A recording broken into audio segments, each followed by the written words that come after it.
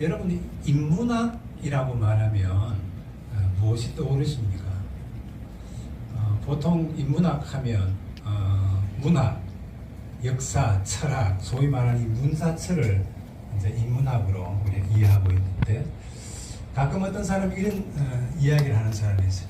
나는 뼛속까지 문과이기 때문에 수학하고 과학은 잘 몰라요. 이런 사람들이 종종 있습니다.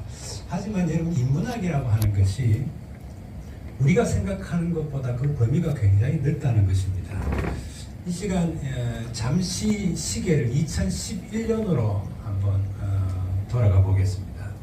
여러분, 그 당시 애플의 스티브 잡스가 아이패드, 제가 가지고 있는 게 아이패드인데, 이 아이패드를 출시하면서 이런 이야기를 했어요. 애플의 정체성은 리버럴 아츠와 테크놀로지의 교차점에 있다라고 했습니다. 그런데 그 다음날 우리 한국의 일간지에서 온통 이 리버럴 아츠를 인문학으로 번역해서 보도하면서, 혹시 여러분 기억하실지 모르겠지만 그때 당시에 우리나라에 인문학 열풍이 일었던 일들이 있었습니다. 그러면 우리가 인문학으로 알고 있는 이 리버럴 아츠가 도대체 무엇인가? 서양 교육의 뿌리이자 고대 그리스로부터 중세 유럽 대학에 이르기까지 중요한 핵심적인 교과 과정이 있었는데, 그것이 자유칠과입니다. 7개의 과목이 리버럴 아츠의 핵심인데, 이 7개의 과목 가운데 하위 3과가 있어요. 하위 3과는 문법과 수사학과 그 다음에 논리학입니다. 그리고 상위 4과가 있는데, 여러분, 산술, 수학이죠. 산술과 기하학과 천문학과, 이 마지막 한 개가 남았는데, 마지막 한 개가 여러분 뭐라고 생각하세요? 혹시 하신 분? 마지막 한 개가 음악입니다. 네. 여러분 놀랍지 않습니까? 여러분, 우리가 보통 음악, 미술, 문학 하면 여러분 이 시대에는 그 예술 영역으로 이렇게 분류하지만, 여러분 중세까지만 해도 이 음악이라는 것이 수학과 기하학과 천문학과 어깨를 나란히 하는 수학이자 여러분 과학이었다는 것입니다. 그러니까 우리가 평소에 잘 어울리지 않을 것이라고 생각했던 영역들과 이 음악이 굉장히 밀접한 관계를 가지고 있다는 겁니다. 그래서 그런 이야기를 조금 시작하면서 해보겠고요. 그 다음에 이 음악과 신앙은 또한 어떤 관계가 있느냐, 또 더 나아가서 이 음악이 분단을 넘어 통일의 문을 여는 일에 어떠한 역할을 할 수가 있느냐 하는 내용으로 오늘 강의를 좀 해보려고 합니다. 자, 그러면 먼저 음악이 이런 수학과 과학과 밀접한 이런 관계가 있다는 것입니다. 여러분 교재에 보시면 제가 첫 번째 대지를 이렇게 적었습니다. 라스형 음계가 왜 이래? 여러분 여기서 이 라스형이 누굴까요? 철학자 여러분 소크라테스를 테스형이라고 부르면서, 여러분 나오나가 테스형 세상이 왜 이래? 여러분 한때 뭐 중장년층뿐만 아니라 젊은 사람에게도 굉장히 인기를 누렸던 그런 대중가요인데, 제가 거기서 좀 패러디를 해봤습니다. 여러분 음악의 가장 기본이 되는 것이 음계인데요. 우리가 매일 도레미파솔라시도를 듣잖아요. 근데 과연 이 음계가 어떻게 만들어졌을까? 뭐 감수성이 풍부한 사람이 어느 날 밤중에 뭐 별을 바라보다가 중얼거리다가 만들었을까? 여러분 그렇지 않다는 겁니다. 여러분 음악이라는 것이 철저하게 수학적 계산의 결과물이라는 것입니다.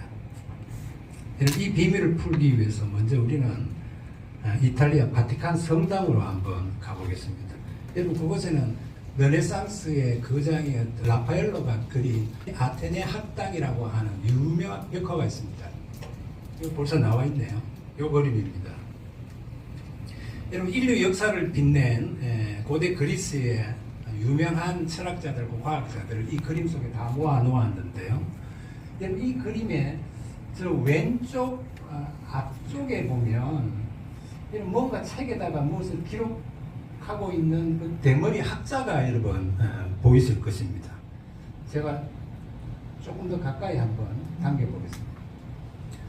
이 사람이 바로 여러분 우리가 보통 학교 다닐 때는 직각삼각형의 정리로 너무나 익숙한 수학자 피타고라스입니다. 여러분 이 사람이 라스형입니다. 네. 여러분 재밌는 점은 이 라파엘로가 그린 이 피타고라스가 보고 있는 책과 여러분 그 밑에 보면 석판이 하나 보이죠. 여기 아무리 찾아봐도 직각삼각형이 보이질 않습니다. 대신에 그곳에 이런 것이 있습니다. 그 석판의 내용을 제가 다시 그려놓을 건데 여러분 이곳에 보면 로마 숫자가 4개 맨 위에 보이죠. 6, 8, 9, 12 이 숫자가 이상한 도표와 함께 그려져 있는데 여러분 이것이 무엇일까요? 여러분 이 숫자 속에 피타고라스가 발견한 서양 음계의 비밀이 숨겨져 있습니다. 어느 날 이 피타고라스가 자기 옆에 대장간이 있었는데 근데 이게 역사적으로 무슨 검증된 건 아니고 이렇게 흘러내려오는 이야기인데요. 이 피타고라스가 자기 집 옆에 대장간이 있어서 늘 그 앞을 이렇게 지나다니는데요. 대장장이가 망치를 가지고 쇠막대를 내리치는데 그 쇠막대의 길이에 따라 음이 다 다른 거예요. 그리고 그 시끄러운 대장간의 여러 소리들 가운데 어떤 소리는 굉장히 잘 어울리는 소리를 내더라는 겁니다. 그래서 이 차이가 궁금해서 곧장 집으로 돌아와서 줄이 하나 달린 악기를 가지고 실험을 하기 시작했습니다. 그런데 그가 발견한 것은 아주 충격적입니다. 그가 발견한 것이 바로 이 숫자입니다. 그럼 이 숫자를 잘 보시면 맨 앞에 있는 6과 12, 6대 12는 비율로 말하면 1대 2죠. 약분하면 1대 2가 되잖아요. 그 다음에 6과 9, 6대 9, 그리고 8대 12는 약분하면 어떻게 됩니까? 2대 3 비율이죠. 그 다음에 맨 앞에 있는 6과 8, 6대 8, 그리고 9대 2는 비율로 하면 어떻게 됩니까? 밑에 다 있네요. 네, 3대 4 비율입니다. 여러분 피타고라스는요 이 현악계 줄을 튕겼을 때에 그 현의 길이가 위에 있는 것과 같이 특정 비율이 되어질 때에 가장 완벽한 화음이 된다는 것을 발견했어요. 여러분 무슨 말인가 잘 모르시겠죠? 그래서 제가 이 강의를 준비해 이걸 해야 되나 말아야 되나 굉장히 고민하면서 제가 했는데 그러면 제가 조금 더 쉽게 한번 저도 기타를 쳤습니다만 여러분 이 기타를 잘 보시면 기타의 전체의 길이가 아무것도 짚지 않고 쳤을 때 도소리가 납니다. 도소리가 난다면 다른 소리가 날 수도 있어요. 튜닝을 어떻게 하느냐에 따라서 도소리가 나는데 요걸 1대2로 줄여 1대2라는 것을 반으로 줄인다는 거잖아요. 요 줄 길이의 반으로 줄이면 적어서 2대1 하면 무슨 소리가 날까요? 요것도 도소리가 난다고요. 근데 이 전체 줄의 도와 2분의 1의 도는 달라요. 어떻게 달라요? 한 옥타브 위에 돕니다. 그래서 제가 이게 사실인가 싶어가지고 집에서 기타를 눕혀놓고 줄자를 가지고 재어봤어요. 전체 길이를 재고 딱 반을 나눠서 음을 쳐봤더니 딱 한 옥타브 위에 도가 나왔어요. 아까 그 비율을. 그 다음에 이 전체를 3등분해서 3분의 2만큼 소리를 냈더니 무슨 소리가 난다? 솔소리가 난다. 여러분 도와 솔은 5도 음정입니다. 도, 레, 미, 파, 솔 5도 음정. 여러분 5도 음정 앞에 붙이는 수식어가 있는데 완전 5도라고. 완전 5도. Perfect fifth라고. 이 말이 무슨 말이냐면 이 음들 가운데서 가장 완벽한 화음을 가지는 음정이라는 거예요. 그래서 2대 3 비율이. 그 다음에 이 전체의 길을 4등분해서 4분의 3만큼만 줄을 튕겼더니 파소리가 나는 거예요. 얘는 파는 4도 음정입니다. 이제 도부터 시작하는 도, 레, 미, 파 네 번째 4도 음이죠. 여러분 이 4도 음정도 완전 음정입니다. 그러니까 한 옥타브는 물론 같은 도니까 완전히 어울리는 음이죠. 뿐만 아니라 5도 음정, 4도 음정도 완전 음정입니다. 여러분 어제 첼로 우리 연주를 했고 그 다음에 줄이 솔입니다. 그 다음 줄이 레, 도, 솔, 레, 네 번째 줄이 라입니다. 눈치채신 분 계실지 모르겠지만 이 줄의 간격이 전부 다 5도예요. 다 5도예요. 여러분 도의 5도가 뭐예요? 솔이잖아요. 솔의 5도가 뭡니까? 레죠. 레의 5도가 뭐예요? 라잖아요. 현악기 이 연주 자리 튜닝을 할 때요. 두 줄을 같이 긋습니다. 네 줄 가운데 두 줄을 이 활을 가지고 같이 그으면 정확하게 화음이 나야지 그 줄이 맞는 거예요. 그렇게 이렇게 튜닝을 하게 됩니다. 자, 그럼 여기 조금만 더 나가서 여러분 피아노 금반을 여기 피아노가 있지만 잘 보면 여러분 낮은 도에서 높은 도 이 한 옥타브라고 그러는데 여러분 한 옥타브 안에 음이 몇 개 있느냐 하니까 12개의 음이 있습니다. 흰 건반이 7개, 검은색 건반이 5개, 12개의 음반이 있습니다. 그럼 이 음들이 어떻게 만들어졌느냐? 앞에서 피타고라스가 가장 아름다운 화음을 내는 음이 5도라는 사실을 우리가 알았습니다. 그래서 여러분 이 5도를 계속해서 쌓아가는 거예요. 5도를 계속해서 쌓아가면 맨 처음 도로부터 시작하면 도의 5도가 뭐예요? 솔. 솔의 5도가 레. 레의 5도가 라. 이렇게 12번을 쌓았더니 처음 갔던 도가 나오는 거예요. 그래서 12개의 음이 만들어졌습니다. 예. 그런데 12개의 음을 딱 만들어 놓고 보니까 물론 이 맨 끝에 있는 이 도는 7옥타브의 도입니다. 7옥타브의 도와 5도씩 쌓아서 12번을 쌓아서 만든 이 도가 일치해야 되잖아요. 근데 이게 일치하지 않는 거예요. 12개를 쌓아서 5도씩 12개를 쌓아서 만든 이 도가 반음의 한 4분의 1 정도가 약간 높은 거예요. 듣기 싫은 거죠. 그래서 이것을 늑대의 울음소리다 그랬습니다. 너무 듣기 싫으니까. 이것을 피타고라스의 칸마다 피타고라스의 오차다 그렇게 이야기합니다. 여러분 피타고라스 종교적인 집단이라고 할 만큼 그 학파들이 있었거든요. 그러니까 피타고라스의 제자들이 뭐라고 그렇게 해요? 라스 형 음계가 왜 이래? 제가 연구 많이 했습니다. 그럼 이걸 그냥 둘 수가 없잖아요. 이 커멘투스 이 문제를 어떻게 해결했느냐 하니까 이건 업계의 비밀인데 피아노 치는 저 피아니스트도 있고 하지만 업계의 비밀인데 이것을 공개를 제가 하겠습니다. 이 오차를 앞에 12개의 음에다가 나누어 가지고 몰래 다 감추어 놓은 거예요. 그러니까 우리 귀로 들을 때 그 잘 못 느끼지만 여러분 이 피아노의 조율이라는 것은 다 오차가 있어요.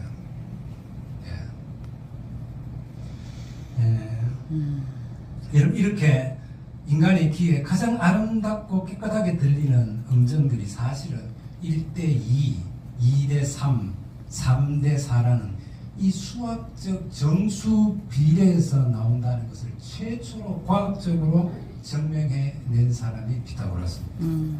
여러분 인간의 감정을 움직이는 이 아름다운 음악 이면에 뭐가 있었다는 거예요? 수학이 있었다는 거예요.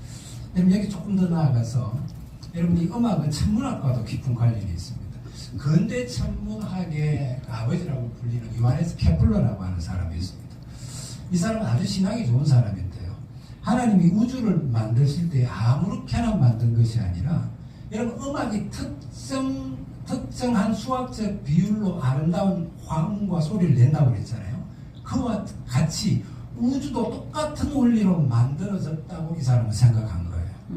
그래서 케플러는 이 밤하늘에 태양을 도는 이 행성들이 있는데 이 행성들이 그냥 도는 것이 아니고 고유한 음정을 내면서 돈다고 생각한 거예요.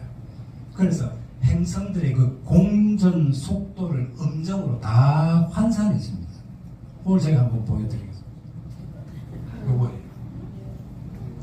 이 그림은 요하네스 케플러가 1619년에 출간한 우주의 조화라는 책에 수록된 행성의 노래라고 하는 실제 악보입니다. 그 책에 기록되어진.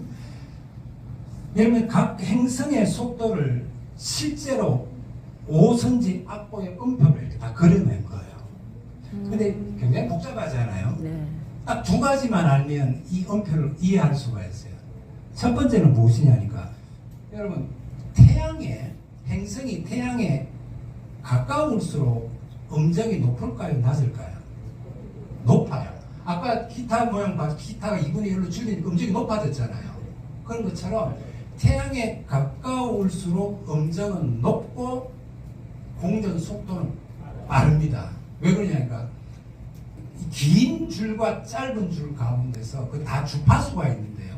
짧은 줄일수록 주파수 혹은 진동수라고 말하는 것이 이 상하 운동이 굉장히 빨라져요. 그거와 똑같은 원리입니다. 그러니까 음정이 높고 공전 속도는 빨라진다는. 반대로 태양에서 멀수록 이 행성들은 천천히 돌고 또한 낮은 소리를 낸다는 거예요. 자, 한번 보세요. 맨 앞에 있는 세턴 간이게 이게 토성이죠, 토성. 토성은 저 음정을 한번 보세요. 음정에 저 낮은 음자리표가 걸렸잖아요. 네. 이 음이 낮다는 거예요. 그 다음에 이 맨 밑에 메르큐러 하는, 이 라틴어라서 그런데 이게 머큐리라고 하는 수성입니다. 여러분, 수성은 태양에서 최고 가깝죠. 예. 가까우니 어때요? 높은 음자리표에다가 지금 굉장히 음이 높잖아요. 이런 과학적인 근거를 가지고 음정을 다 만들었다. 그리고 두 번째는 공전 궤도의 모양과 관계된 것입니다. 여러분, 이 행성들이 태양 주위를 이렇게 공전할 때에 우리는 딱 원으로 공전한다고 생각하지만 그렇지 않습니다. 어떤 것은 굉장히 타원형으로, 여러분, 찌그러진 타원형 형태로 도는 행성들이 있습니다. 보세요. 원 모양에 가까울수록 음의 변화가 없겠죠. 균일하니까 거리가. 네, 그렇지. 변화가 없겠. 그러나 타원형으로 찌그러지면 찌그러질수록 음의 변화가 굉장히, 낮의 변화가 굉장히 많겠죠. 네. 태양 가까이 오면 음정이 높아지고 태양보다 멀어지면 낮아지기 때문에 음정 변화가, 높이의 변화가 굉장히 많다는 거예요. 한번 보세요. 비너스 밑에 최고 여러분 보시기 왼쪽에 이 비너스가 금성입니다. 이런 금성은 음정 변화가 있어요, 없어요? 없잖아요. 미 그대로잖아요. 그러니까 이거는 뭐에 가깝다? 공전 궤도가 원에 가깝다. 원에 가깝다. 그러니까 다시 수성을 한번 보겠습니다. 메르큐라. 수성은 낮은 도에서부터 높은 도까지 이 화려한 거예요. 그러니까 얘는 안 봐도 수성의 공전 궤도는 굉장히 찌그러져 있다는 거예요. 굉장히 넓은 타원형으로 되어 있다는 것을 알 수가 있습니다. 다시 말해서 저는 이 그림을 이렇게 이해하면 좋을 것 같아요. 우주에서 열리는 태양계 성가대의 파트 악보다. 맞네. 여러분, 저 태양에서 가장 먼 목성과 토성은 베이스. 그 다음에 그보다 좀 더 가까운 화성은 테너. 그다음 지구와 금성은, 그것은 여자의 중간 음역대인 알토. 그리고 수성은 태양에서 가장 가깝잖아요. 소프라노. 그리고 화려하죠. 네. 낮은 음부터 높은 음까지 굉장히 화려한 여러분 소프라노입니다. 여러분, 이렇게 케플러는 우주를 무질서한 소음이 아니라 하나님이 작곡하신 거대한 합창곡으로 보았다. 아멘. 저는 이것을 보면서 딱 이 시편 19편 1편 말씀이 생각나더라고요. 하늘이 하나님의 영광을 선포하고 궁창이 그 손으로 하시는 일을 나타내는도다. 아멘. 여러분 한번 생각해요. 별들이 노래한다. 무슨 동화 같은 이야기 같지만은 케플러는 이 음악적인 화음을 찾으려고 계산에 계산을 거듭했습니다. 그 결과 행성의 공전 주기와 또 태양과의 거리 사이에는 아주 일정한 수학적 규칙이 있다는 것을 발견하게 되어지는데, 여러분, 이것을 케플러의 제3법칙이라고 합니다.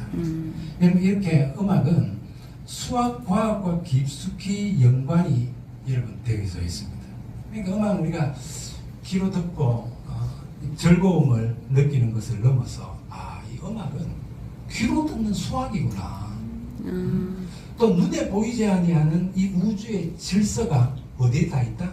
음악에 다 음악에 있다 다 있다. 하는 것을 발견하게 되어집니다. 이번에는 이제 건축 과학으로 한번 가보겠습니다. 굉장히 단순했습니다. 이 사제들이 하나의 멜로디로 부르는 단선율 음악이 전부였어요. 화음이 없었습니다. 그런데 12세기 무렵부터 고딕 건축 양식이 등장하면서 교회 안에 큰 변화가 일어나기 시작했습니다. 여러분, 당대의 건축가들과 과학자들에게 주어진 최대의 지상 과제가 무엇이냐니까, 어떻게 하면 하나님 앞에 더 가까이 갈 수 있도록 건물을 높이 지을 것인가, 이게 최대의 과제였어요. 여러분, 건물을 높이 지으려고 하면 가장 큰 문제가 중력입니다. 중력. 보세요. 건물을 높이 지으려면 이런 무거운 돌덩이를 높이 가서 올라가야 될 거 아니에요. 그 돌덩이 하늘에 가만히 있습니까? 중력에 의해서 떨어지려고 할 거 아니에요. 이 중력을 이기는 기술이 있어야만 높은 건물을 지을 수가 있습니다. 그런데 엄청난 연구와 노력 끝에 이 건축가들이 마침내 수십 미터 높이에 이르는 고딕 성당을 짓게 되어집니다. 대표적인 것이 프랑스의 노트르담 성당. 보세요. 이런 건물을 짓게 되어지는 거예요. 그런데 보세요. 중력을 이겨내고 만든 이 높은 공간이 음악에 생각지도 못한 선물을 가져다 준 겁니다. 여러분, 한번 생각해 보길 바랍니다. 벽면이 매끈매끈한 돌로 되어 있고, 또 스테인 글라스 같은 유리로 되어 있고, 천장은 까마득하게 높은, 여러분, 거대한 성당 내부에서 말을 하면 굉장히 울리겠죠. 예. 소위 말하는 목욕탕 효과가 나오는 겁니다. 이것을 음향학에서는 잔향이라고 해요. 리버버레이션. 근데 여기에 음향은 리버버레이션이 안 돼요. 제가 어제 아무리 작동을 해도 이 울림이 안 돼. 방음이 이럴 때는 좀 마이크가 울려주면 좋은데 리버브가 안 돼요. 우리 음악하는 사람 그 리버브 줄여서 이렇게 이야기를 하는데, 그런데 여러분, 중력을 이겨내고 만든 이 높은 공간이 여러분 음악을 바꾸기 시작했습니다. 여러분, 옛날에는 사제들이 성당 안에서 노래를 부르면, 도하고 부르면 입 밖에 나가는 순간 이 도소리가 사라지잖아요. 그런데 도하고 냈더니 금방 사라지는 게 아니고 2초, 3초, 어떤 걸 5초간 그 소리가 천장에 부딪히고 하면서 그 소리가 남아있는 거예요. 그 소리가 남은 상태에서 어떤 다른 사제가 또 솔 하고 불렀어요. 그러니까 아까 도솔은 몇 도 화음? 5도 화음. 멋진 화성이 이루어지는 거예요. 여러분, 그때부터 화음을 겹쳐서 부르는 다성음악이 시작되어졌다는 겁니다. 여러분, 이 공간이 음악과 얼마나 밀접한 관계가 있다는 것을 우리가 잘 알 수가 있죠. 예. 여러분, 중세 그 그리고리안 성가에는 기준이 되는 선율이 있어요. 그것을 라틴어로 테네르라고 합니다. 테네르. 여기서 뭐가 나왔느냐? 테너가 나온 거예요. 테너가 기준음입니다. 기준음. 음을 유지하는 기준음. 그다음 테너 밑에서 테너를 받쳐주는 음이 바수스. 이게 베이스입니다. 그럼 테너보다 높은 높다는 의미의 알투스. 이게 알토입니다. 그런데 여러분, 이렇게 해서 삼성부가 만들어지게 되어집니다. 근데 제 생각엔 여기다 하나를 더 쌓았으면 좋겠는데 절대 쌓지 않습니다. 삼성부로만 부릅니다. 그럼 중세시대 교회에서 왜 삼성부로만 불렀을까요? 네? 네, 맞습니다. 삼위일체 때문에. 이게 종교적 신앙이 음악을 제한하고 음악을 규정해버린 거죠. 좋지 않은 겁니다. 그럼 소프라노는 뭐냐? 여러분, 소프라노는 이 음들 가운데서 가장 높은 소리를 내는 파트인데, 라틴어에서 슈페리우스에서 왔습니다. 영어로 말하면 슈퍼예요. 슈퍼. 최고라는 뜻입니다. 원래 삼성부였는데 나중에 화려한 합창을 위해서 그 위에 최고의 음을 하나 더 갖다 올려놓은 거예요. 그래서 오늘날 사부 성가체제가 만들어졌습니다. 여러분, 시간이 좀 가지만 리듬도 마찬가지예요. 서양 리듬은 원래 2비트입니다. 2분할식입니다. 2비트. 하나, 2비트. 둘, 셋, 넷. 이렇게 짝수로 딱 딱 떨어지는 리듬이 서양 리듬입니다. 여러분 군대 행진곡을 보면 저도 이 군악대 출신인데 군대 행진곡을 보면 쿵짝 쿵짝 가장 기본 비트가 여러분 2박자입니다. 현대의 팝 음악도 전부 다 2비트에서 시작된 음악들입니다. 여러분 사람의 이 심장 소리를 들어보면 심장 소리가 어떻게 울려요? 쿵쾅 쿵쾅 울리잖아요. 이게 기본적으로 사람은요 직관적으로 2비트에 익숙해요. 그런데요 우리나라는 전 세계에서 유일하게 독특한 3박자 체제를 갖고 있습니다. 이 세계에서 유일한 민족이에요. 우리 민족은. 이런 민요나 판소리나 농요나 이게 다 한번 보세요. 제가 한번 예를 들어 볼까요? 여러분 방에 들어갈 때 여러분 녹화를 할 때 어떻게 녹화하세요? 똑똑똑. 똑똑똑. 딱 3번만 해요. 여러분 말이 달리는 소리를 어떻게 이야기해요? 따가닥. 달그닥 따가닥. 달그닥 버렸어요. 주부들이 주방에서 설거지랑 그릇을 깨뜨렸어요. 어떻게? 쨍그랑. 그러잖아요. 여러분 흥을 돋우는 추임새들 있죠. 예. 추임새들을 보면 4박자가 하나도 없어요. 전부 다 3박자예요. 얼씨구, 시구, 절씨, 지화자. 전부 다 3박자입니다. 여러분 기본적으로 우리 마음, 이 한국인의 마음속에는 여러분 이 3박자를 깔고 들어갑니다. 목사님 저는 그런 거 없는데요. 여러분 그래도 소용이 없어요. 가다머라고 하는 사람이 말한 것처럼 한국인의 인식의 토대 안에 이미 이게 들어와 버려 있다는 사실입니다. 근데 여러분 서양은 원래 2박자라고 그랬죠. 2비트의 감각을 갖고 있다고 그랬는데 어느 날 이것이 3비트로 바꿔지기 시작합니다. 언제부터? 12세기부터. 이들이 3비트를 쓰는 이유는 음악의 편리함이나 그 민족이 가지고 있는 특별한 흥 때문에 그런 것이 아니고 이런 음악도 삼위일체를 닮아야 된다라고 하는 철저한 신학적 강박 때문에 그렇습니다. 그렇게 신학이 음악의 틀을 고착시키는 결과를 가져오게 되어졌다는 겁니다. 여러분 예배당을 수직적으로 높이 지으려고 하는 이 고딕 양식의 건축과학은 여러분 교회 음악의 화성학을 발전시키고 화음으로 부르는 여러분 합창이라고 하는 선물을 주었습니다. 그러니까 이렇게 음악이 수학, 화학, 여러분 건축학에 이르기까지 밀접한 관계가 있다. 음악에 대한 선입견을 조금 버리시길 바랍니다. 두 번째로 생각할 것은 종교개혁과 이 음악과의 관계를 한번 생각해 보려고 합니다. 여러분 지금부터 500년 전 루터가 살던 시대 세상도 아니고 교회가 아주 엉망이었습니다. 그 당시 교회 타락을 가장 잘 보여주는 황당한 사건은 면벌부 판매입니다. 당시 교황청은 성 베드로 성당을 짓기 위해서 엄청난 돈이 필요했는데 여러분 그 돈을 충당하기 위해서 면벌부라고 하는 종이를 인쇄해서 팔기 시작했습니다. 여러분 면벌부 판매의 총책임자가 누구냐 하니까 요한 테첼이라고 했습니다. 이 사람 무슨 이야기를 했냐? 성당에 교회 안에 헌금하면 동전이 땡그랑하고 들리는 순간 당신의 부모는 연옥에서 천국으로 수직 상승할 겁니다. 이런 홍보를 하고 다녔습니다. 여러분 그때 당시에 성직은 아주 비즈니스였습니다. 루터가 살던 지역의 대주교였던 알브레트 히트라고 하는 사람이 있는데 이 사람은 나이가 고작 20대 중반밖에 안 되었어요. 그런데 이미 주교 자리가 2개예요. 근데 그것도 모자라서 마인츠 대주교 자리가 또 탐이 나서 뇌물을 주고 교황청으로부터 주교 자리를 얻습니다. 여러분 뇌물을 또 빚을 갚느라고 또 명복부를 팝니다.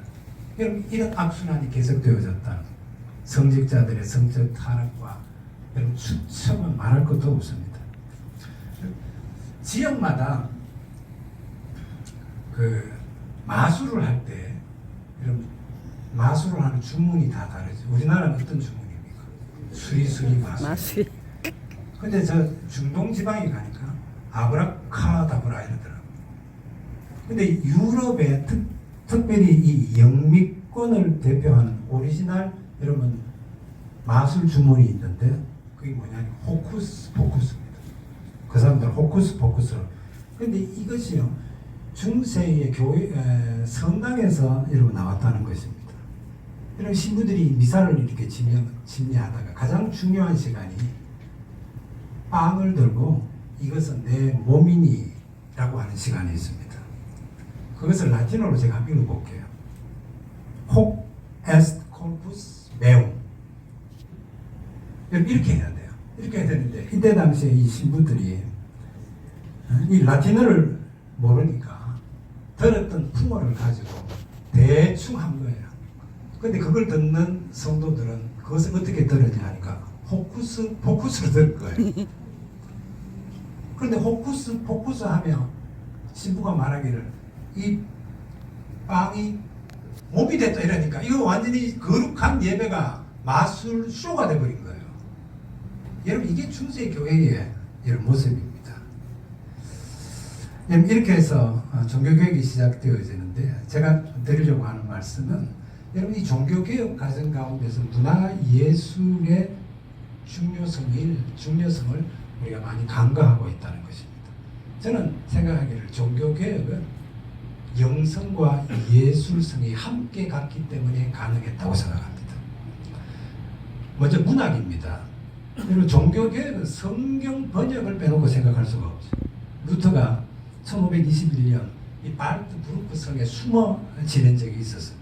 이런 그 숨어 지내면서 독일어로 성경을 여러분 번역했는데 여러분 이것은 이 루터가 문학 석사였다는 것과 깊은 연관이 있습니다.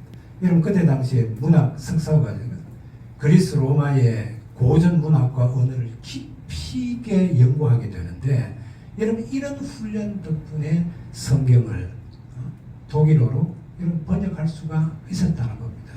아까 자유칠과가 있었어요. 자유칠과 가운데 뭐가 있었어요? 문법이 있었잖아요. 그게 문학의 기초입니다. 여러분 더 나아가서 그가 번역한 이 독일어 성경이요. 독일 문학의 근대적 기초를 세우는데 획기적인 역할을 했어요. 여러분 독일이라는 나라 통일된 지가 동서가 통일 말고 그 전에 독일이라고 하는 나라 통일된 지가 사실은 얼마 안 됩니다. 근대에 와서 통일된 거예요. 신성 로마 제국이라고 하는 이 흘러간 테두리 안에 300여 개의 공국으로 있던 것이 독일이었습니다. 그러니까 이 언어가 하나로 통일이 안 된 거예요. 그런데 이 루터의 이 독일어 성경은 독일을 통일하게 만드는 그런 중요한 역할을 했습니다. 여러분 이 종교개혁 문학과 맞물려서 여러분 진행되어졌다는 거예요. 여러분 음악도 마찬가지입니다. 여러분 루터는 누구보다도 음악과 깊은 연관이 있는 사람입니다. 아까 자유칠과에 뭐가 있었어요? 음악이 있었잖아요. 그래서 루터가 음악을 배웠습니다. 그런데 루터보다 100년 앞서 보헤미안 지역, 지금의 체코 지역입니다. 이쪽 지역에서 종교개혁을 일으켰던 사람이 있는데 바로 얀 후스입니다. 여러분 후스가 순교 후에 그를 따르던 이 후스파 사람들이 가톨릭의 박해를 피해서 저 시골 모라비안 지역에서 모여 살았어요. 그래서 이 사람들은 모라비안 형제단이라고 이야기합니다. 그런데 보세요. 개신교 역사상 회중이 함께 부르는 인쇄된 찬송가를 최초로 출간한 사람들이 이 모라비안 사람들입니다. 그러니까 이 신앙의 공동체네요. 이 음악이 이 공동체에 굉장히 중요했음을 우리가 알 수가 있습니다. 그리고 이 음악에 대한 자부심이 굉장합니다. 이 사람들이 전도하기 위해서 대서양을 건너서 미국의 조지아로 가다가 배를 타고 가다가 폭풍우를 만났어요. 배가 파산 직전에 이르렀습니다. 모든 사람들이 죽겠다고 아우성을 치는데 여러분 이 사람들이 모여서 뭐 했을까요? 찬송을 불렀다. 여러분 그게 그냥 되어지는 게 아니에요. 나는 죽을 때 믿음으로 죽지, 죽을 때 찬송하며 죽지. 여러분 내 삶을 통해서 믿음으로 살지 않는 사람은 절대 믿음으로 죽을 수가 없어요. 여러분 죽음의 순간에 찬송할 수 있다. 그 사람은 여러분 늘 찬송했던 사람이 여러분 마지막 순간에도 찬송할 수 있는 거예요. 아멘. 근데 이 모습을 옆에서 지켜보면서 충격을 받았던 사람이 있는데 바로 존 웨슬레입니다. 그는 그의 일기에 이렇게 적었습니다. 죽음 앞에서 영국인은 비명을 질렀지만 모라비안인들은 찬송을 불렀다. 여러분 이 폭풍호 사건은 훗날 감리교가 탄생되는 아주 결정적인 도화선이 되어졌습니다. 1722년 계속되는 이 가톨릭의 박해로 모라비안 지역에도 있지 못하고 이들이 피난길이 오르게 되어져요. 드디어 갈 데가 없잖아요. 그런데 이 독일의 작센 지역에 진젠도프라고 하는 백작이 자기 영지 내에 있는 땅의 일부를 이들에게 내어주어서 정착하게 했는데, 여러분 그 마을 이름이 헤르무트예요. 우리 송 목사님 지난해 헤르무트 갔다 와가지고 얼마나 제가 많은 이야기를 들었는지 모릅니다. 근데 그 한국인 유일한 그 헤르무트 공동체의 한국 유일한 멤버십을 갖고 있는 분이 있다고 그랬죠. 홍승 교사님. 제가 그분 이름 풀네임은 제가 모릅니다. 홍명희. 그분이 사부님이에요. 네, 그분을 제가 얼마 전에 만났어요. 송 목사님과 같이 이렇게 만났는데 그분 동생 이야기를 안 하더라고요. 근데 그 남동생은 알고 있거든요. 그분의 남동생. 그 남동생 어떤 분이냐 하니까 우리나라의 최초로 유일한 파이프 오르간 제작자입니다. 홍성욱이라고. 잘 알고 계세요. 예. 그렇게 연결이 되더라고요. 다시 여러분 루터 이야기로 돌아와 보면 2017년이 종교개혁 500주년이었습니다. 여러분 다 기억하시죠? 그때 얼마나 많은 포럼도 하고 세미나도 하고 그렇게 했는데 독일은 이것을 기념하기 위해서 10년 전부터 루터 10년이라고 하는 프로젝트를 만들었어요. 매년 새로운 주제를 가지고 행사를 했는데 2012년도의 주제가 무엇이냐니까 루터와 음악이었습니다. 그때 포스터입니다. 루터가 아마 이 시대에 태어났다면 여러분 이 포스터에 있는 것처럼 귀에다 헤드폰을 꽂고 있지 않았을까 그런 생각을 해보게 됩니다. 여러분 그때 당시 루터 당시에 회중 찬송은 없었어요. 우리가 모임을 시작하기 전에 찬송했잖아요. 이 회중이 같이 부르는 찬송이 없었습니다. 4세기 이후에 교회에서 회중 찬송이 금지되어졌습니다. 그리고 그때부터 1000년 동안 교회 안에 회중 찬송이 없어진 것입니다. 그런데 이 루터가요, 코랄이라고 하는 장르를 만들어서 예배 시간에 모든 성도들이 함께 부를 수 있게 했다는 겁니다. 여러분 우리가 예배 시간에 회중이 함께 찬송을 부르는 것은 누구의 덕이다? 루터 덕이다. 여러분 코랄이 딴 음악이 아니고 찬송가입니다. 우리가 하는 지금 찬송가 회중이 함께 부르는 이걸 루터가 만들었다고요. 그리고 여러분 이 루터의 이런 음악적 전통을 이어간 사람이 있는데 바로 요한 세바스찬 바흐입니다.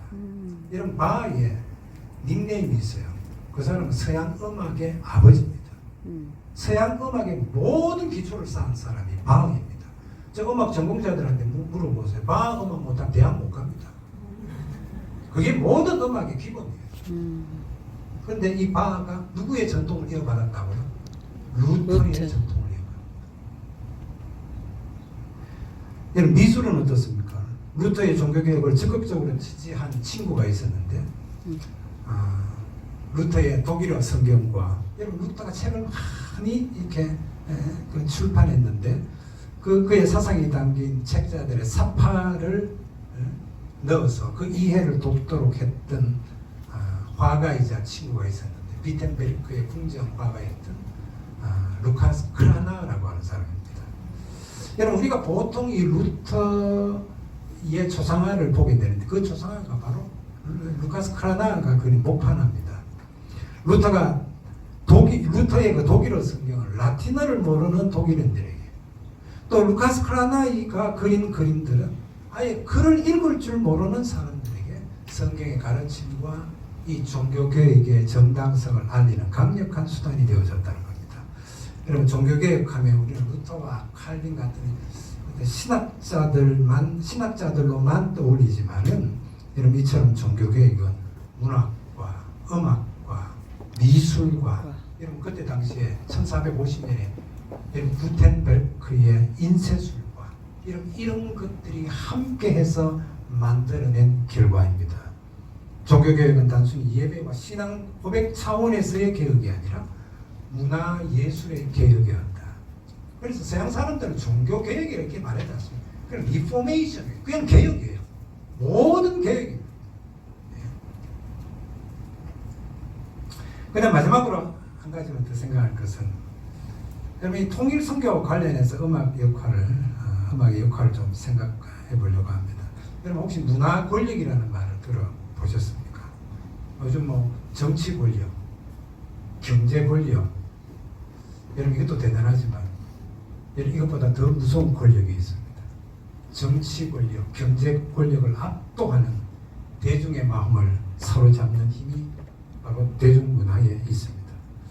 여러분 우리는 음악을 즐기고 원하면 듣는 것으로 끝나지만 대중문화, 대중음악의 힘을 인식한 최초의 나라가 있습니다. 미국입니다. 여러분 우리나라의 90% 음악이 미국 음악입니다. 일본의 90% 음악이 미국 음악입니다. 여러분 이탈리아는 나폴리 미녀가 있고 깐소네가 있고 베르디 한 사람으로 위대한 오페라의 나라이지만은 여러분 이 이탈리아에도 지금 미국 음악과 미국화된 음악이 지배하고 있습니다. 여러분 우리나라도요 80년대 초까지만 해도 국악이 버티고 있었어요. 저희 집이 예술의 전당 바로 길 건너편에 있는데 예술의 전당하고 붙어 있는 게 국악원이, 국립국악원이 거기에 있어요. 있는데 여러분 거기에 가야만 국악을 들을 수 있어요. 평상시에는 국악을 들을 일이 거의 없습니다. 지금은 매스컴에도 거의 나오지 않습니다. 전 세계가 미국 음악을 듣습니다. 미국이 만든 락과 락앤롤에 대항해서 각 나라의 민속 음악이 싸운 문화 전쟁에서 미국을 이긴 나라가 한 나라도 없습니다. 여러분 미국은 대중음악과 헐리우드 영화로 세계를 지배한 나라입니다. 1차 세계대전 이후 1926년에 미국의 상무부 장관이었던 허버트 후버라는 사람이 있어요. 이 사람 나중에 대통령까지 되어졌는데 여러분 미국은 문화부가 없어요. 문화부 일을 누가 하는 상무부가. 그러니까 이 사람들은 문화를 처음부터 물어봤다 돈으로 한다는 거예요. 우리는 문화부가 따로 있는데 이 허버트 후보 장관, 이 상무부 장관을 있을 때 그때 당시에 미국 상원에 중요한 보고서를 하나 내게 됩니다. 그럼 그 보고서의 핵심은 재즈나 또 팝이나 영화 같은 대중문화를 단순히 돈이 되는 오락산업이 아니라 항만이나 철도나 석유나 전기 같은 국가의 기간 산업으로 인식해야 된다는 겁니다. 왜냐하면 이것을 통해서 미국이 가지고 있는 가치와 이념을 세계에 전파하고 세계를 지배할 수 있는 가장 효과적인 국가 전략 무기라고 생각한 것입니다. 그런데 놀랍게도 상원이 이것을 인준합니다. 여러분 미국이 지금 세계 패권 국가죠.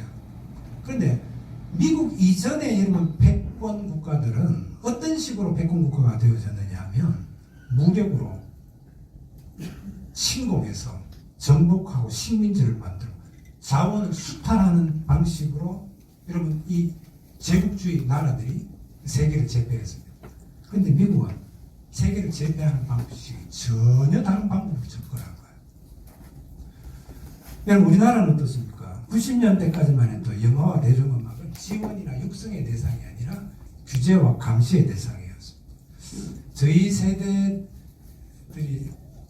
세대들은 다 알고 있는 양희은의 아침 이슬이라는 노래가 있잖아요. 여러분 그 가사 가운데 긴밤 지새우고 나오잖아요. 여러분 긴밤 이게 문제가 됐습니다. 유신 정권의 장군 집권을 얘기한다고 해요. 붉게 타오르고 이 단어가 불운하다는 거예요. 그래서 금지곡이 되었습니다. 여러분 송창식의 곡 가운데 왜 불러가 있죠? 왜 불러가? 그때 당시에 미니스커트와 이 장발을 단속했는데 여러분 이것을 조롱한다고 해서 여러분 금지곡이 되어졌습니다. 김영삼 대통령 시절 자동차를 수출하게 됐다고 자랑했습니다.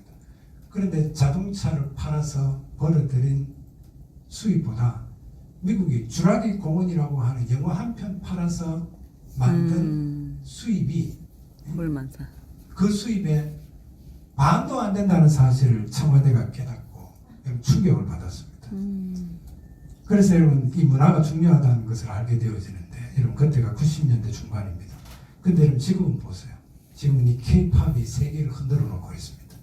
여러분 K-팝뿐만 아니라 저는 K-팝 쪽은 잘 모르는데 여러분 클래식 부분은 세계적인 연주자들이에요. 그냥 계속 쏟아져요. 여러분 임윤찬이 뭐 조성진을 말할 것도 없이 여러분 지난달에 그 벨지움에서 퀸 엘리자베스 콩쿠르이 있었습니다. 이 콩쿠르이 세계 3대 콩쿠르 가운데 하는데 4년마다 열리는데 4년마다 부분이 다 달라요. 한 해는 바이올린, 한 해는 첼로, 피아노 이렇게 가는데 이번에는 첼로 파트였는데 파이널에 12명이 올라가는데 12명 가운데 6명이 한국 사람이었다니까. 우와. 그런데 그 김태연이라는 애가 있어요. 20살 먹은 여자아이인데 지금 커디슨 대를 다니는데 준우승 2등 했다고. 우와. 20살 나이에. 그럼 뭐 차이콥스키 콩쿨, 뭐 퀸 엘리자베스 콩쿨, 뭐 온 세계를 지금 뒤집고 있는 것이 우리 한국 클래식입니다. 여러분 1972년에 제가 기억하기로는 정명훈 씨가 차이콥스키 콩쿨에서 2등을 했다고. 여러분 온 나라가 난리가 났어요. 그래서 서울 시내 카퍼레이드를 했다니까요. 여러분 바로 문화의 차이가 국격의 차이입니다. 여러분 중국이 미국과 어깨를 나란히 할 만큼 경제적으로 굉장히 성장했습니다. 그런데 누구도 중국을 선진국이라고 말하지 않습니다. 이유가 무엇입니까? 세계인의 이목과 마음을 끌 수 있는 문화가 없기 때문입니다. 여러분 여기에는 북한도 예외가 아닙니다. 여러분 현재 북한 주민들 특별히 이 장마당 세대 여러분 다 아시죠?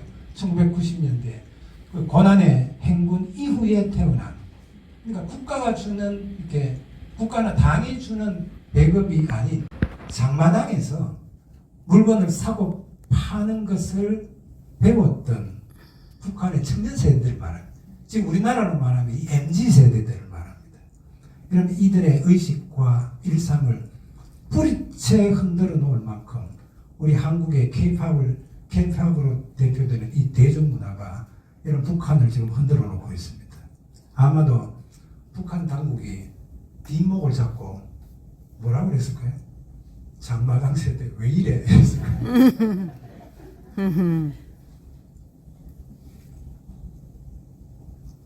여러분 단적인 예로 여러분 나만의 노래와 영화를 보고 친구들에게 이것을 유포했다는 이유로 황해도에 사는 22살의 젊은 청년이 이런 공개 총사령을 당했습니다. 우와. 이미 2022년에 이런 법을 만들었어요. 반동 사상 문화 배격법. 아주 법도 무시무시합니다. 반동 사상 문화 배격법. 이 법을 만들어서 사형을 집행한 것입니다. 북한 당국의 이런 현상은 여러분 이 남한의 대중문화가 북한을 지금 정권을 위협할 만큼 저들에게 이런 위협이 되고 있다는 사실입니다. 이런 과거 북한의 선전선동이 북한의 사상을 지배했다면 지금 남한의 K-팝과 대중문화는 북한 주민들의 마음과 생각을 흔들어 놓고 있습니다. 북한의 선전선동과 남한의 K-팝이 겨루면 누가 이길 것 같아요? K-팝.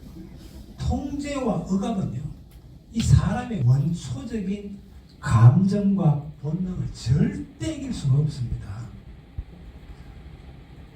1989년 10월 9일 동독 라이프치히 거리는 숨소리조차 내기 힘들 만큼 팽팽한 긴장감이 흐르고 있었습니다. 8,000명의 무장한 동독 경찰과 군인들이 도시를 보위하고 병원들은 만약의 사태를 대비해서 혈액을 비축하고 있었습니다. 그날 동독 통일의 불씨가 되어졌던 라이프치히 성 니콜라이 교회에서 기도회가 마친 후에 7만 명의 시민들이 거리로 쏟아져 나왔습니다. 그리고 8,000명의 무장한 동독 경찰과 대치하는 상황이 벌어졌습니다. 아주 절제절명의 순간입니다. 그때 라이프치히 게반트하우스 오케스트라의 세계적인 지휘자 쿠르든 마주오가 나섰습니다. 이 사람입니다. 게반트하우스 오케스트라 세계 최초의 민간 오케스트라 그리고 현재 세계에서 가장 뛰어난 오케스트라 가운데 하나입니다. 여러분 보세요. 루터로 시작된 여러분 이 교회 음악이 루터로부터 바흐로 이어지고 이런 바흐에서 멘델스존이라고 하는 음악가로 이어졌습니다. 이 멘델손이라고 하는 사람이 지금 이야기하는 라이프치히 게반트하우스 오케스트라를 기초를 세운 사람입니다. 그렇게 이어지는 거예요. 이 멘델손이 종교개혁 300주년 때에 종교개혁이라고 하는 교향곡을 발표했습니다. 그 종교교회 교향곡의 4악장에 보면 맨 처음 플루솔로가 나와요. 그게 뭐냐? 우리가 잘 아는 내주는 가한 성 이 멜로디가 나오는 거예요.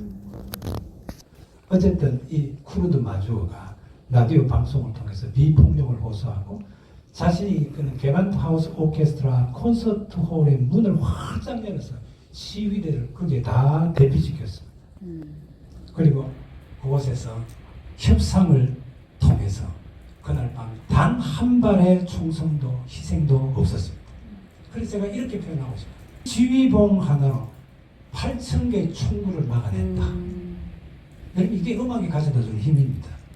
그런데 이 사건이 있은 후 정확하게 한 달 만에 베를린 장벽이 무너졌습니다. 그리고 독일 통일 이후 마주오는 전 국민적인 영웅으로 추앙을 받고 독일 연방 대통령 후보로 강력하게 거론되어졌지만 이 모든 것을 거절하고 미국으로 건너가서 뉴욕 필하모니 오케스트라를 지휘하다가 1995년에 세상을 떠났습니다. 여러분 이 사건이 있은 후 2년 후에 여러분 발칸 반도로 한번 넘어가 보겠습니다. 1992년 보스니아 내전으로 당시 사라예보는 3년 동안 도시 전체가 완전히 고립되어졌습니다. 전교와 수도도 끊기고 시민들은 굶주림에 지쳐갔습니다.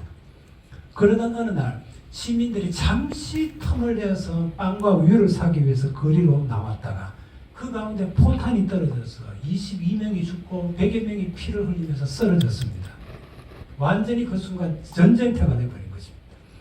그런데 이 참혹한 현장을 가까이에서 지켜본 한 남자가 있었습니다. 바로 사라예보 오케스트라의 수서 첼리스트인 스마일 비치라고 하는 사람입니다. 그는 놀랍게도 그 참상이 있었던 그 다음 날 무대에서 입는 이 연미복 정장을 차려입고 포탄이 떨어진 그 현장 가운데 첼로를 들고 걸어 나왔습니다. 그리고 연주를 시작합니다.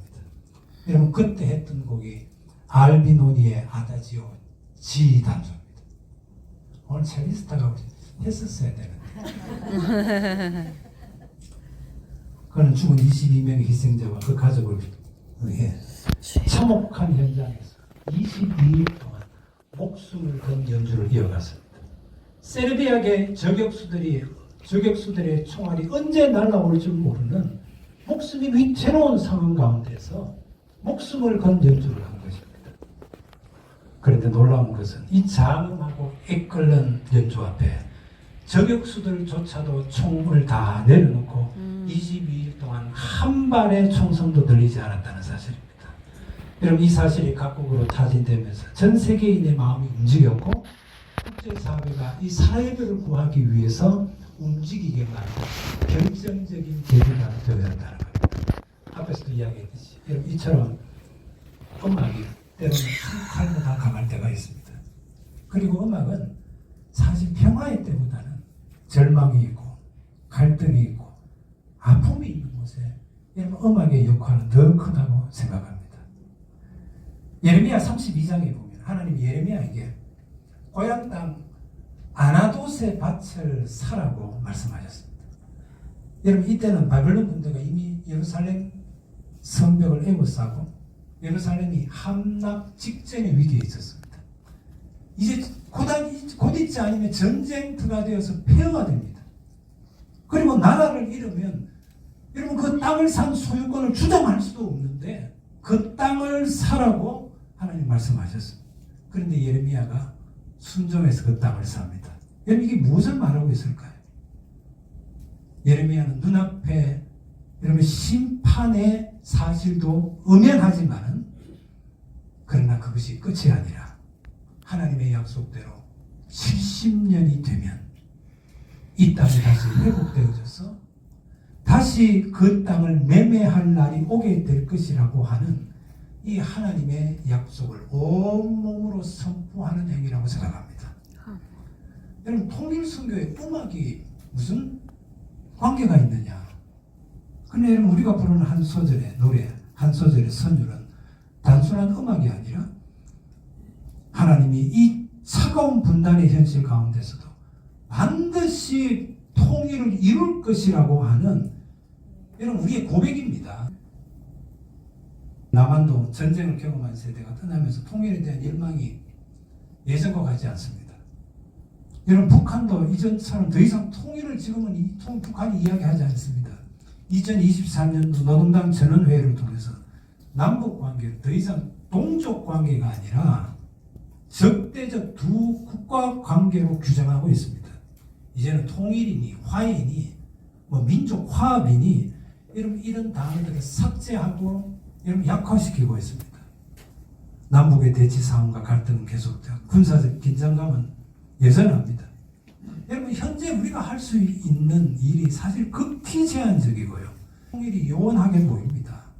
그럼에도 불구하고 우리가 통일을 노래하고 연주하는 것은 예레미야의 행동과 같은 것이라고 생각합니다. 아멘. 스마일로비치가 포탄이 쏟아진 폐허에서 내일의 평화를 위해서 첼로를 연주하는 것과 같은 것입니다. 아멘. 어제도 제가 잠시 말씀드렸지만 지난 6월 21일에 제1회 교회 순방 통선 음악회가 양구종합교회에서 여러분 있었습니다.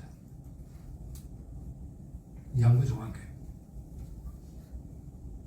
탈북 가수 두 분들, 노옥실 목사님이지. 감사하게도 이 탈북 가수 두 분들과 우리 단원들은 나이 차이가 세대 차이가 나거든요. 그런데도 불구하고 얼마나 한 3번 우리 같이 연주를 했는데 얼마나 가까워졌는지 몰라요. 지난번 서울제일교회에서 연주하고는 갈 때 그 두 분 집사님이 우리 단원들을 다 집에 태워줬어요. 그렇게 가까워졌습니다. 그것을 보면서 음악이 이렇게 사람과 사람들을 이어주는구나. 독일의 시인 하니 하이넬 말하기를 언어가 끝나는 곳에 음악이 시작된다. 이런 그 말이 맞습니다. 여러분, 사람의 감정에 가장 깊이 가장 빨리 도달하는 것이 뭐라고 생각합니까? 논리적인 거리나 정교하게 다듬어진 연설이 아니라 여러분, 음악입니다. 아멘. 여러분, 이 순방 음악회가 교회와 교회를 연결하고 성도들의 마음과 마음을 하나로 묶어서 여러분 통일 선교로 나아갔으면 좋겠습니다. 아멘. 여러분, 처음에 제가 이 타이틀을 정할 때 여러 가지 의견들이 나와서 제가 낸 타이틀이 뭐죠? 100회 음악 프로젝트. 100번의 음악회를 하자는 거예요. 100번의 음악회를 통해서 이 교회를 통일 벨트로 묶으면 저는 놀라운 일이 일어나는 거죠. 할렐루야. 아멘. 이런 역할을, 사람의 마음의 문을 여는 역할을 우리가 하겠다는 거예요. 아멘. 그러면 사람 마음의 문이 열려야 주머니도 그렇지. 열리고 입도 열려서 이렇게 기도하게 되잖아요. 아멘. 그럼 또 이 통일 전문가들이 이게 많잖아요. 그래서 메시지를 선포하고 간증을 선포하고 이렇게 할 때 놀라운 일이 일어나리라고 생각합니다. 아멘. 어느 교회든지 신청하면 할 수 있습니다. 이제 제 강의는 끝났고요. 마지막 알비노니 아다지오 G 단조 1분 제가 잘라서 1분으로 만들었는데 이것을 듣는 것으로 오늘 제 강의 마치겠습니다. 감사합니다.